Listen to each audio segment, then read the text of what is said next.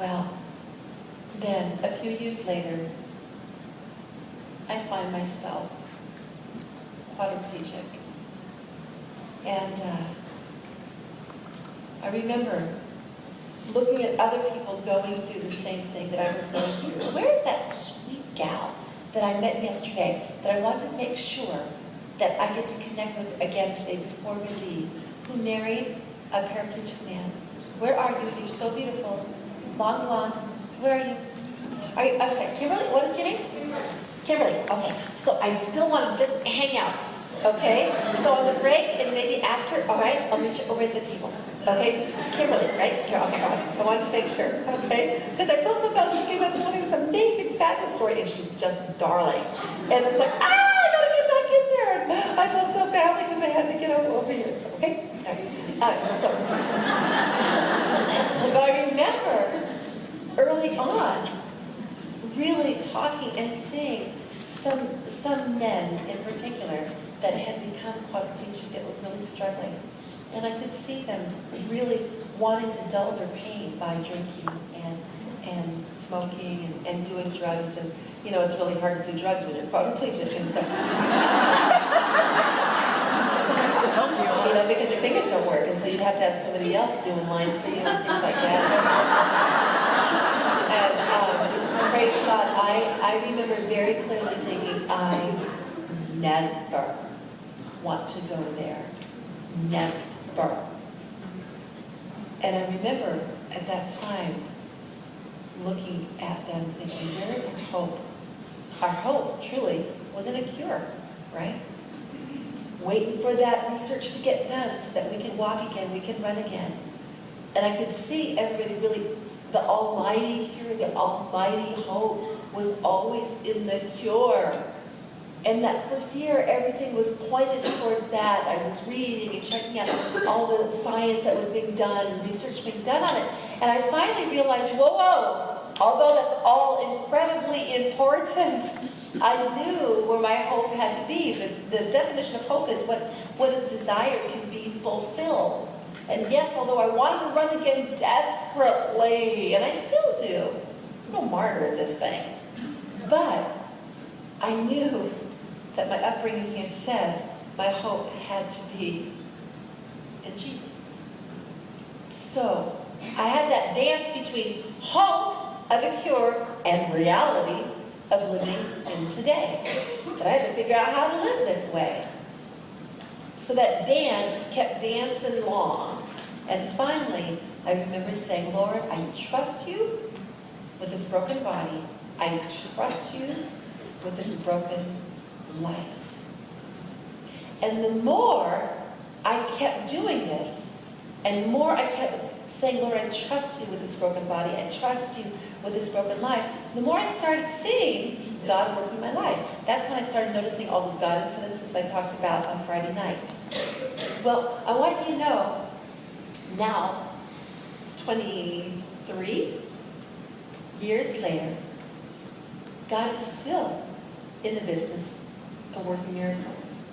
Sweet things that have been going on lately. Like our son Daniel loves playing volleyball, but you know what's really darling? He loves to sing. Loves to sing. It is in him. And a couple months ago, he was walking from the kitchen into his bedroom and he was singing this worship song because he was in a worship band at his school. And I jumped on and started harmonizing with him on something as he was walking down the hallway. And he stopped. He said, pretty cool, I can have a mom I can harmonize with. You know, and yes, although he was a jock in volleyball, but imagine if I had some big football guy who, you know, who just has no appreciation for music at all. So what a little sweet gift that is, right? You know? Another sweet little miracle is about 6 months ago, I had been fully denied physical therapy for my quadriplegia with our insurance company after so many years of working on my upper back muscles and all. they finally said, basically they said it's really not helping, so we're going to deny it. And we went through the appeal process and all of that. I remember actually starting to get worried, going, oh man, because I need that exercise, that upper back exercise really badly to keep me from doing this. And so I'm like, this is not good news at all. Well, while we were going through the appeal process, it literally, within the same 2 weeks, that we got the word back saying, we are fully denied, never again, to have physical therapy for my upper back. Do you realize that I got a phone call from a gentleman who had seen me in a concert that I was giving for a newly injured spinal cord man who had broken his neck. It was a very difficult time.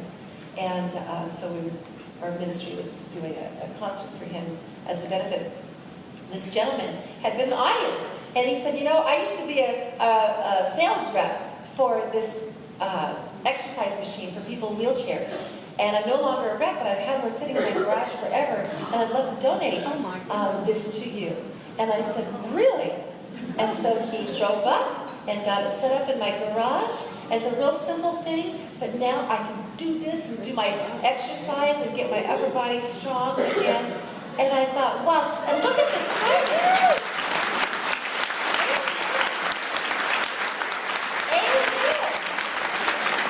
Look at the timing that was, right? He could have called me because that concert that I did was about 5 years ago. Oh, wow. He could have called me 5 years ago. He could have called me 3 years ago. He could have called me a year ago. But he called me right in that time.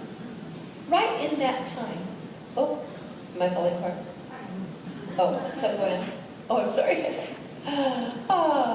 What is your name? This is Kelly. It's Dad Kelly.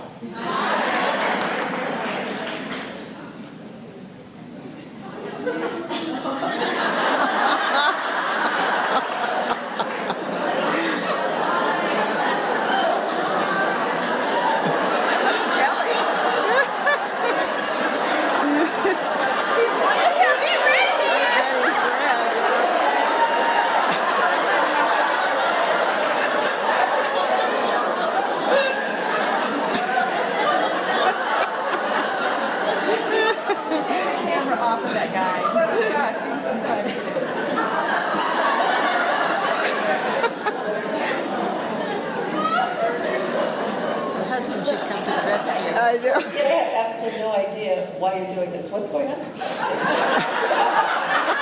What do you say?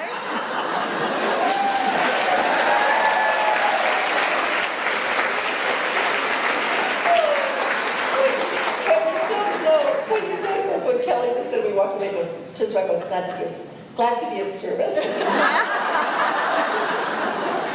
Oh my gosh. Okay.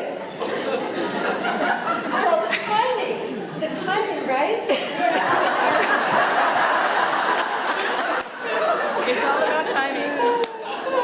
Get the attention from that man whenever you can. Okay, no, listen not to do that. Listen not to do that.